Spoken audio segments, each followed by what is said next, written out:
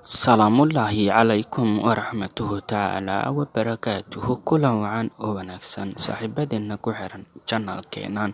Maanta waxaynu ka hadlaynaa taariikh nololeedkii fanaanka caanka ah ee cumar dhuule cali, kaasi oo ka mid ah fanaaniinta waqtigan heesahooda aadka loo jecel yahay. cumar dhuule cali waxa uu ka mid ahaa fanaaniinta ugu caansanaa suugaanta Soomaalida ah.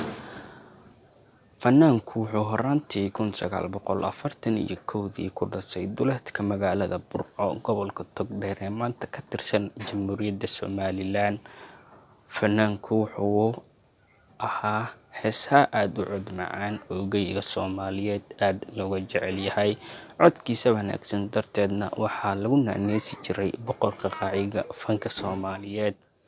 cumar dhuule cali waxa uu ka tirsanaa kooxda Waaberi intii u dhaxaysay 1970 ilaa 1998, waxa uuna shaqada fanaannimo ku jiray intii u dhaxaysay 1958 ilaa 2005.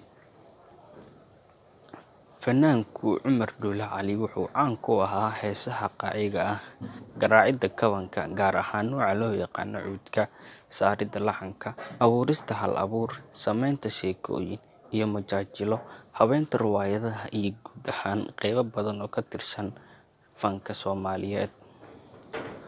Fanaanku wuxuu ka mid ahaa dadkii dalka ka baxay markii uu qarxay dagaalkii sokeeyay, waxa uuna waqti joogay waddanka Suuriya, kadibna waxa uu u sii gudbay waddanka Switzerland, gaar ahaan magaalada Geneva. Halkaasi ayuuna waqti badan ku noolaa.